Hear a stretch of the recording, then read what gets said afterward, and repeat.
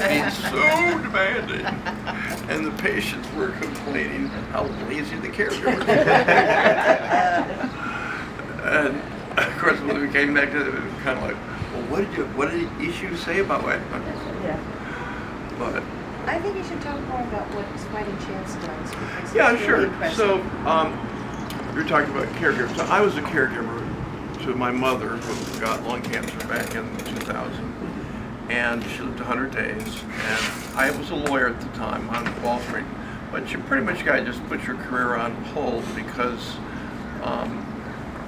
her husband was long gone, and my brother was raising a couple kids, and it's sort of like eeny, meeny, miny, mo. You end up with the job, which didn't really bother me.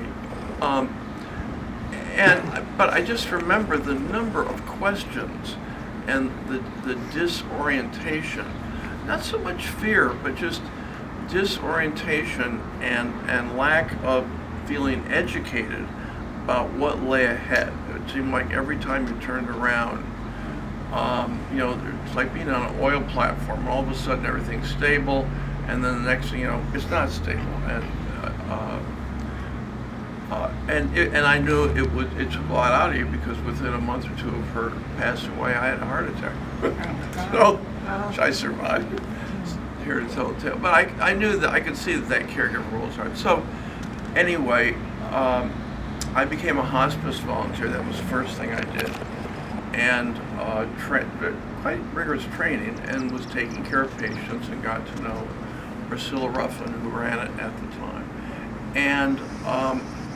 And eventually I just said to her, you guys are great on the last week of cancer, because in those days hospice was all cancer. But the first week is as bad as the last week. And would you consider hospice for week 1? And she said, no, that's not our mission. And I said, well, I think I might try that, since I remember very distinctly. And she said, well, you're going to choke in red tape because people are so worried about who's going to pay for what. I said, what if it was free? And she said, well, you'll go bankrupt. And I said, well, actually, I'm a bankruptcy lawyer, so that doesn't really bother me. So we started out with this thesis of free. And hospice was free at the time, although now so much of their reimbursement comes from Medicare that they have a different financial footing. But in any event, so that was the idea, was week 1 of cancer.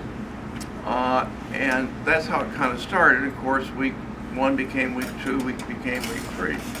And then was really transformational was a woman named Carrie Robinson, who many of you may know of.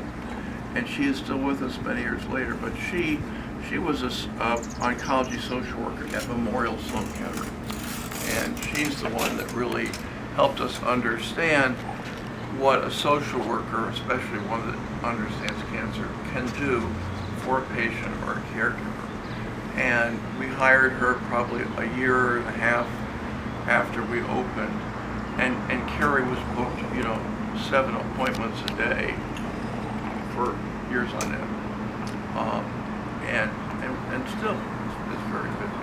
So that's how it started. So we then, and I was probably funding it at the beginning, but in the great Silicon Valley tradition, once you have a prototype, you can get investors.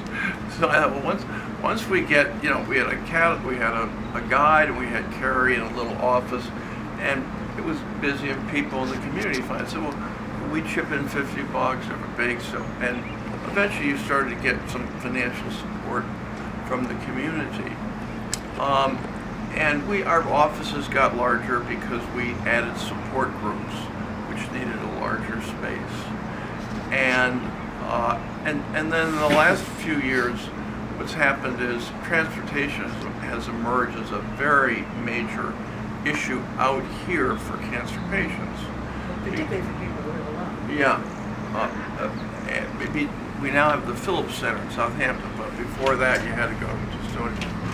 So or Memorial. So we added free jitney tickets to our kind of offering, which has been very popular. I think we give away 1,000 a year.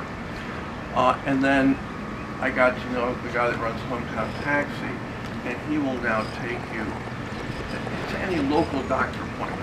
cancer patients usually see 10 doctors during the course of their journey. It seems like everything goes once. So transportation has become a big deal. However, it's never perfect. As we had a patient called at the beginning of the week who had been our patient 10 years ago, and she had to go to MSK for a test. I said, well, we can give you Ginny tickets. And she said, well, I can't walk from 3rd Avenue and 69th to York. It's too infirm. I said, well, we really don't offer a limousine service. That's kind of the next thing we're going to do. And she said, well, could you take me?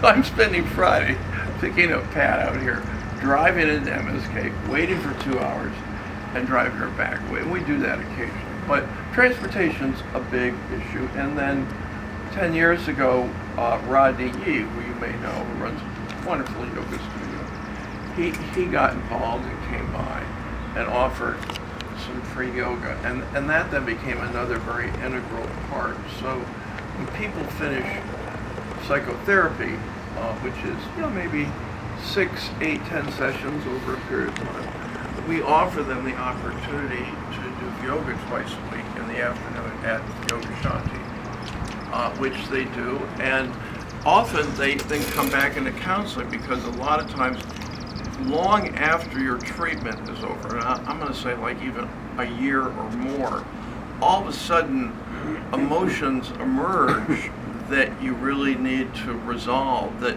have been kind of buried as you were, kind of chugging through this whole thing. And yoga is one of the ways that it sort of triggers that. And so there we are. Here we are 20 years later, and this organization will be run starting July 1 by my dear friend, the mayor. Yay! And I'm going to retreat a little bit. I don't know that I can retreat all the way, but I will eventually. Definitely cannot. But this has been a great spring for us because there's this event. There's a wonderful lecture at 2 o'clock up at the church, and then motorboats around Shelter Island and a gala. And it's hard to imagine it's been 20 years. It seems like only yesterday. Wow. Did